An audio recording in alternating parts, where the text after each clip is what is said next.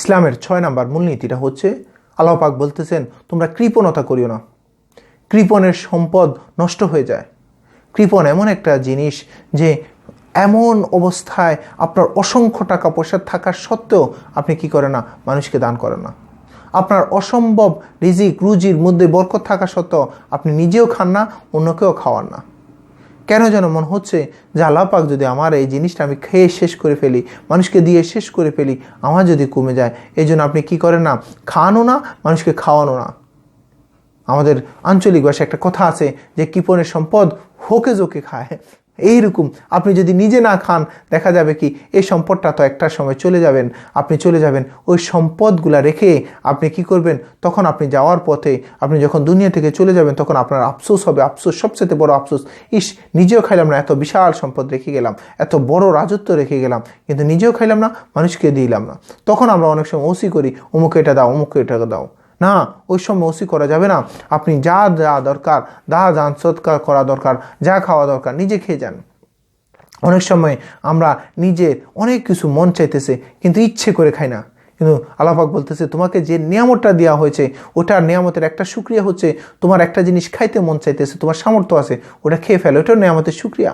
তোমার শরীর চাইতেছে, তুমি অনেক সময় আমরা কৃপণতা করি, খাই না। আল্লাহ পাক বলতেছেন তোমরা এমনভাবে হাতটা রাখিও না যে তোমরা গলার সাথে হাতটা বেঁধে রাখিও না।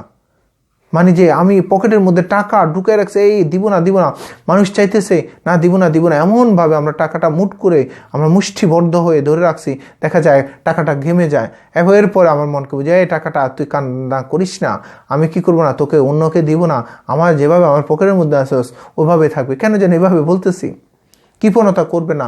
আল্লাহ পাক যাকে ইচ্ছা রিজিককে সংকীর্ণ করে দেয়, আল্লাহ যাকে ইচ্ছা রিজিককে প্রশস্ত করে দেয়। আপনি মনে করতেছেন আল্লাহর কাছে কোনো জায়গায় কমতি আছে, আপনি যে মানুষদের দিচ্ছেন না? আল্লাহ পাক বলেন তুমি যদি অন্যকে 1 টাকা দাও, তোমাকে 10 গুণ, যে কোনো জিনিস দাও 10 গুণ তোমাকে আমি দুনিয়াতে দিয়ে দেব। আর আখিরাতে আবাদুল আবাদ আছে। আল্লাহ পাকের সন্তুষ্টির উদ্দেশ্যে আপনি কোনো মানুষকে একটা খেজুর দান করবেন, ওটা আল্লাহ পাক বাড়াইতে উহুদ পাহাড় পরিমাণ বাড়াবে। আর যদি সন্তুষ্টির উদ্দেশ্যে না দেন, সেটা আপনার একেবারে খেজুর পরিমাণ ন্যাক দিবে না। আপনি সন্তুষ্টির উদ্দেশ্যে মানুষকে যা মন চায় বেশি থেকে বেশি দান করেন।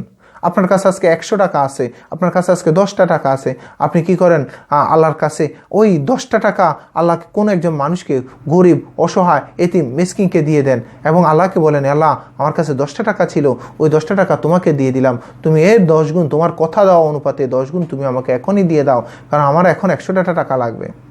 এইভাবে করে আপনি দিতে থাকেন, দেখবেন আপনার সমস্ত দানের মধ্যে বরকত করে দিবে। আমরা কেন যেন শেষ হয়ে যাবে মনে করে আমরা অনেক সময় নিজেও খাই না, মানুষকেও দেই না, কৃপণতা করি। আমরা কেন যেন কারুনের মতো হয়ে গেলাম, যে কারুনের তার প্রত্যেকটা এত সম্পদ ছিল, 70টা ওট ছিল, যে সম্পদের ব্যাংক ভর্তি যেরকম গুদাম থাকে, ঘর থাকে, ওইগুলা সাবির জন্য, তালার সাবির জন্য 70টা গোড়া ছিল, 70টা ওট ছিল। দেখেন এই পরিমাণ সম্পদের মালিক, সে নিজেও খাইতো না, অন্যদেরকেও দিত না। জাকাত তো দূরে থাক, নিজেও খাওয়াতে পছন্দ করতো না, তার সম্পদ শেষ হয়ে যাবে। মনে রাখবেন আল্লাহ যদি আপনাকে সম্পদ দেয়, কেউ লাগবে না, কোনো কিচ্ছু করতে হবে না, আপনাকে আল্লাহ বাড়াই দিবে। আল্লাহর কাছে কোনো কিছুর অভাব নাই। আপনি যে শেষ হয়ে যাবে এই জন্য সংকীর্ণ মনে হয়ে গলার সাথে আপনি হাতটা বেঁধে রেখেছেন, মনে রাখবেন এই সম্পদটা একটা সময় চলে যাবে। আপনি এই সম্পদটা রেখে আপনাকে চলে যেতে হবে। এই সম্পদ থেকে যাবে দুনিয়ার বুকে, কিন্তু আপনি যতটুকু মানুষদেরকে দেন, যতটুকু নিজে খান, ততটুকুই হচ্ছে আপনি ওই কাল কিয়ামতের ময়দানে আল্লাহর পক্ষ থেকে পাবেন।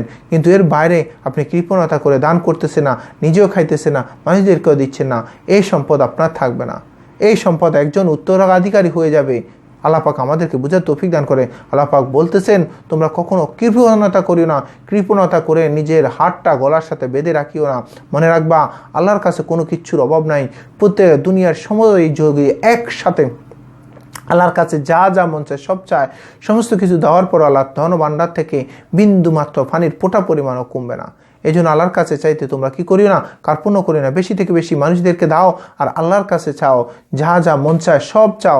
যত বড় জিনিস চাইবা আল্লাহ তত বড় তোমার প্রতি সন্তুষ্ট থাকবে, এবং তত বড় যে যাই চাইবা আল্লাহ মানুষদের না চাইলে আল্লাহ পাক অসন্তুষ্ট হয়। আল্লাহ যত চান তত আল্লাহ খুশি হয়। এই জন্য মানুষদেরকেও দিব, নিজেও খাবো এবং কৃপণতা করবো না। যতটুকু বলছি সবাইকে আমল করার সে তৌফিক দান করুক। আসসালামু আলাইকুম রহমতুল্লাহি ওয়া বারাকাতুহু।